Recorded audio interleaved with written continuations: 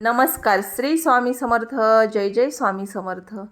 गरुड पुराणानुसार आज आपण एक सत्य जाणून घेणार आहोत. काय आहे हे सत्य? चला तर मग व्हिडिओला सुरुवात करूयात. गरुड पुराणानुसार आत्मा मेल्यानंतर सर्वात आधी कोणाला शोधतो? मृत्यू हा शेवट नाही, तर एक नवीन प्रवासाची सुरुवात आहे. गरुड पुराणामध्ये सांगितलेलं आहे की शरीर सोडल्यानंतर आत्मा एक अतिशय सूक्ष्म पण अद्भुत असा प्रवास करतो आणि या प्रवासात आत्मा सर्वात आधी कोणाला शोधतो? कोणाची उपस्थिती त्याला अत्यंत महत्त्वाची वाटते? आज आपण पाहू गरुड पुराणाच्या आधारे आत्म्याचा पहिला शोध काय आहे. मृत्यूचा क्षण. गरुड पुराण सांगते की जेव्हा शेवटचा श्वास संपतो, शरीर स्थिर होतं, तेव्हा आत्मा काही क्षण स्वतःचं शरीर पाहत उभा राहतो. हा क्षण अतिशय भावनिक असतो, कारण शरीराशी असलेली अनेक वर्षाची नाती तुटत असतात. आत्मा हा गोंधळलेला असतो, त्याला पुढे काय होणार हे समजत नाही. आत्मा सर्वप्रथम कोणाला शोधतो? गरुड पुराणानुसार आत्मा सगळ्यात आधी ज्या गोष्टीचा शोध घेतो ती म्हणजे त्याची प्रिय व्यक्ती होय. आत्मा पहिल्यांदा त्या व्यक्तीचा शोध घेतो ज्याच्याबद्दल त्याच्या सर्वात जास्त प्रेम, करुणा आणि जवळीक निर्माण झालेली असते. ही व्यक्ती आई असू शकते, वडील असू शकतात, जीवनसाथी असू शकते, मुलं असू शकतात किंवा एखादी जिवलग व्यक्ती किंवा जिच्या आठवणींनी त्याचा मनसागर भरलेला असेल, ती कोणीही असो. म्हणतात ना, प्रेम कधी मरत नाही, ते शरीरासोबत संपत नाही.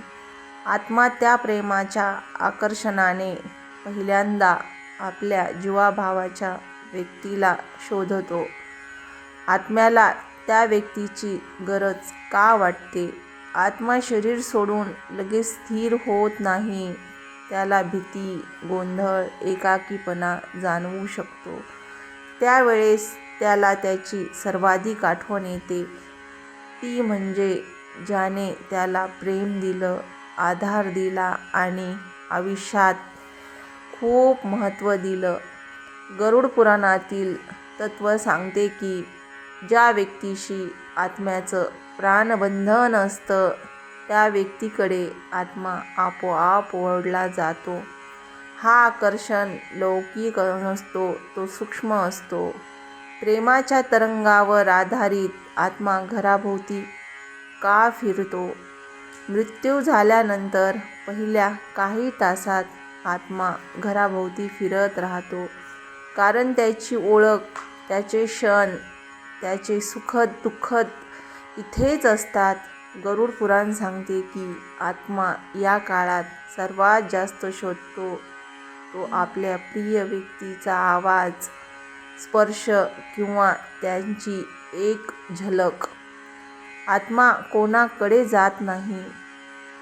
या काळात आत्मा त्या व्यक्तीकडे जात नाही ज्याच्याशी राग होता,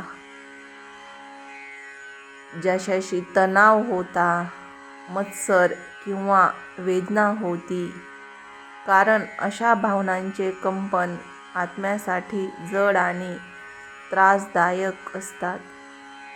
आत्मा सकारात्मक, प्रेमळ, शांत कंपनाकडेच आकर्षित होतो. पितृलोकाचा मार्ग. थोड्या वेळाने आत्म्याचा मार्ग बदलतो. देवदूत सारख्या सूक्ष्म शक्ती त्याला पुढील प्रवासासाठी घेऊन जातात. पण घर सोडताना आत्मा एकदा अंतिम वेळ त्याच्या त्या जीवाच्या जीवाला पाहत राहतो. हा निरोप शांत, सौम्य आणि भावनिक असतो. गरुड पुराणाचा खरा संदेश असा आहे की शेवटी आपल्याकडून काही जात नाही, जाते ते फक्त प्रेम, आपुलकी आणि चांगुलपणाच. माणसाने आयुष्यात काय कमावलं यापेक्षा त्याने कोणाला मनापासून प्रेम दिलं, कुणासाठी तो आधार बनला, हेच आत्म्याशी शेवटपर्यंत जोडलेले असते. जर हा भावनिक आणि ज्ञान वाढवणारा संदेश तुमच्या मनाला भावला असेल तर व्हिडिओ लाईक करा, शेअर करा आणि आपल्या आध्यात्मिक प्रवासात नव्या ज्ञानासाठी आमच्या चॅनलला सबस्क्राईब करा. श्री स्वामी समर्थ. जय जय स्वामी समर्थ. धन्यवाद.